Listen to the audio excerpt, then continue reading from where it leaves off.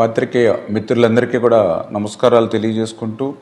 బెజవాడ దుఃఖదాయినిగా పిలువబడుతున్నటువంటి బుడమేరు నుండి విజయవాడకు ఒక శాశ్వత రక్షణ ఉండాలి,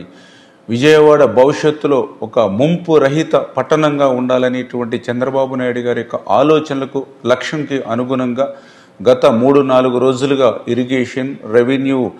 అదేవిధంగా ఏదైతే టౌన్ ప్లానింగ్ సంబంధించినటువంటి అధికారులతోటి ప్రతిరోజు కూడా రివ్యూలు, సమీక్షలు నిర్వహిస్తూ ఏదైతే బుడమేరుకు సంబంధించినటువంటి ఆక్రమణలు ఏవైతే ఉన్నాయో వాటిని ఐడెంటిఫై చేస్తూ అందులో కూడా పర్టికులర్గా ఏదైతే వెలగలేరు హెడ్ రెగ్యులేటర్ నుంచి ఏదైతే ఓల్డ్ ఛానల్ ఏదైతే విజయవాడ సిటీ నుంచి గుడివాడ కొల్లేరు మీదకి వెళ్తూ ఉందో దానిలో చూస్తే పర్టికులర్గా ఏదైతే ఈ యొక్క వెలగలేరు, కౌలూరు, ఇలప్రోలు, పైడూరుపాడు, గొల్లపూడి మీద నుండిగా ఏదైతే Vidyadharapuram, Vijayawada 14th, 15th, 16th revenue వార్డులకు సంబంధించి గొనదల,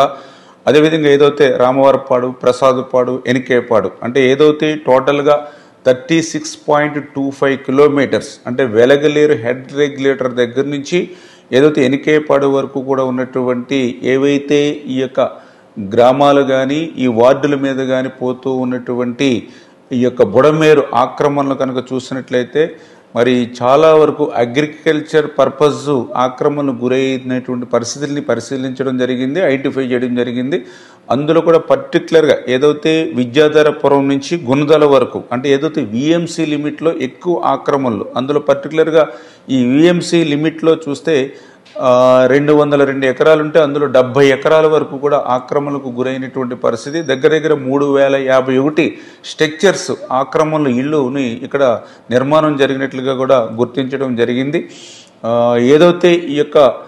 వాస్తవంగా మనకున్నటువంటి బుడమేరు ఎక్స్టెన్షన్ ఎంత, అందులో ఆక్రమణలు ఎంత మేరకు గురైనవి ఇవన్నీ కూడా ఐడెంటిఫై చేసి చేయడం జరిగింది. ఇవన్నీ కూడా ముఖ్యమంత్రి గారి దృష్టిలో పెట్టడం, అదేవిధంగా ఏదైతే చేమలవాగు, కేసరపల్లి ఏదైతే యూటీ కానీ, అదేవిధంగా ఎనికేపాడు యూటీ కానీ వీటికి కూడా కెపాసిటీని మరింత సామర్థ్యాన్ని పెంచవలసిన అవసరం ఉందనేది కూడా గుర్తించడం జరిగింది. అదేవిధంగా ఏదైతే ఎనికేపాడు నుంచి కొల్లేరు వరకు వెళ్ళేటువంటి ఏదైతే 50.6 కిలోమీటర్లు ఏదైతే ఉందో దీన్ని కూడా బండ్స్ని ఇంకా స్ట్రెంగ్తన్ చేయాలి, ఎక్కడెక్కడ ఎంత మేర స్ట్రెంగ్తన్ చేయాలి, ఎంత మేర లైనింగ్ విస్తరణ చేయాలనే దాని మీద కూడా ఈ సమీక్షలో మరి అందరం కూడా అభిప్రాయాలు తీసుకుని అక్కడ వాస్తవ పరిస్థితులన్నింటినీ కూడా ఐడెంటిఫై చేయడం జరిగింది. అదేవిధంగా